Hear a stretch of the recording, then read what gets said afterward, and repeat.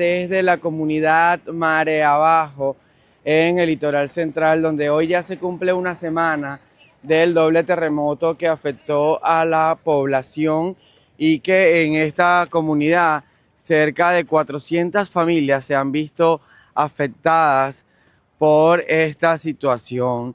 Ellos están solicitando a las autoridades que puedan traer alimentos, agua, también carpas, colchones para estar acá mientras asisten o se van a uno de los refugios asignados. Nosotros vamos a conversar con una de las personas que aquí se encuentran para que nos comenten cuál es la actual situación. Señor, me dice su nombre y apellido que tienen en esta comunidad. Marcos Dávila.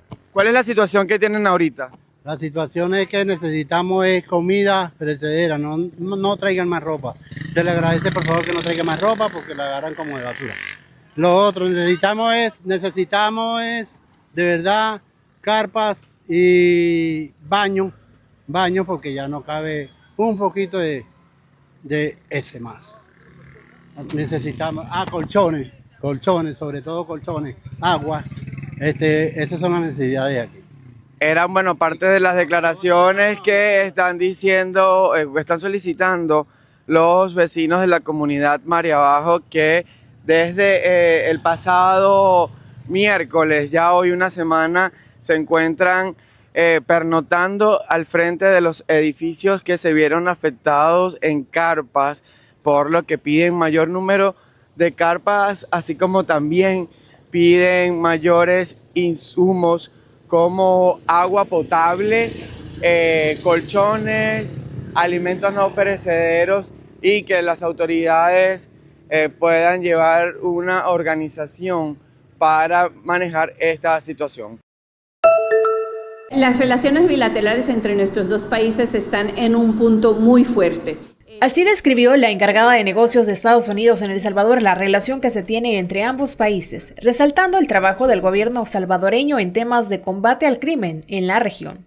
El Salvador es un socio muy importante en términos de migración, de seguridad regional, de combatir el crimen y el terrorismo a nivel regional, no solamente local, pero también es una relación muy importante en términos económicos, en términos de inversión y comercio. Además aseguró que aunque la agenda de los Estados Unidos para el desarrollo internacional USAID haya desaparecido, la colaboración con El Salvador se mantiene. La asistencia se debe usar de una manera estratégica en cosas que son de prioridades para los dos países. Entonces, por eso es que estamos trabajando directamente apoyando programas como Doctor SB. Y también estamos apoyando a programas para combatir el VIH y el SIDA aquí. Continuamos obviamente con nuestra cooperación y asistencia en términos de seguridad, trabajando con la Policía Nacional y el Ejército, todo ese tipo de programas. La encargada de negocios también habló de las intenciones de empresas estadounidenses para invertir en El Salvador. Por eso es que el subsecretario Orr trajo este grupo de 12 empresas inversionistas. Estos todavía, como ustedes saben, el sector privado tiene que analizar, tiene que mirar. Entonces, esta fue la visita inicial para aprender qué es lo que El Salvador puede ofrecer, cuáles son las oportunidades.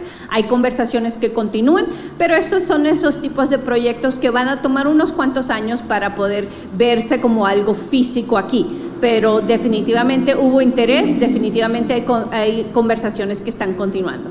Por otra parte, resaltó la disminución de la migración irregular desde El Salvador y cómo la generación de oportunidades ha frenado esta situación. Además, hizo referencia a la nominación del nuevo embajador, de la cual solo se está a la espera de la decisión del Senado.